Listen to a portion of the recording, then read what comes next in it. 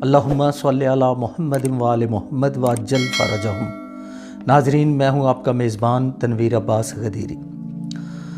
हम बात कर रहे हैं बंदिश कैसे लगती है। इंसान पर बंदिश खुद ब खुद भी लगती है, तो याद रखें बंदिश हमेशा किसी के अमल पढ़ने या किसी के जादू करवाने से ही नहीं लगती।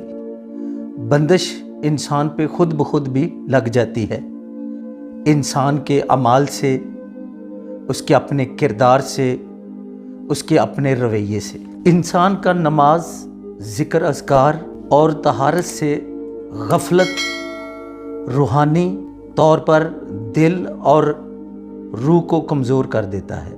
नापाक हालत में चलना, खाना पीना, नापाक हालत में सोना बंदिश का सबब बनता है। अमल पढ़ने के आदी बन जाना, उसका फ़ायदा हो या ना हो, एक अमल के बाद दूसरा अमल पढ़ना, फिर तीसरा अमल पढ़ना, बेजा तावीज़ात का इस्तेमाल इंसान पर बंदिश का सबब बनता है।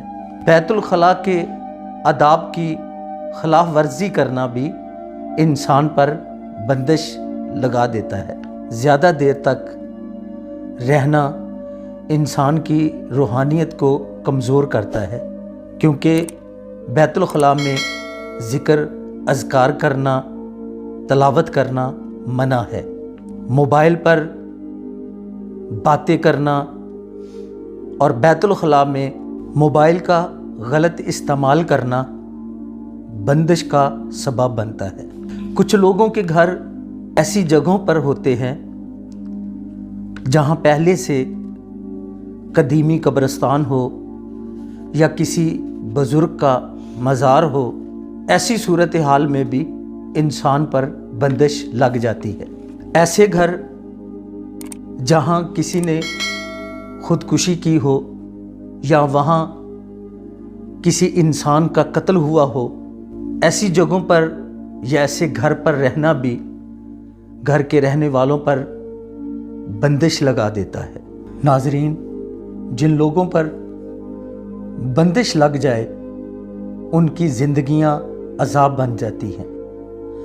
आए दिन कोई ना कोई हादसात पेश आ जाना, अचानक अमवात का वाक़या हो जाना, माल मवेशी में नुकसान ज़ाहिर हो जाना और तरह तरह के नुकसानात में मुब्तला रहना, ये बंदिश का असर है।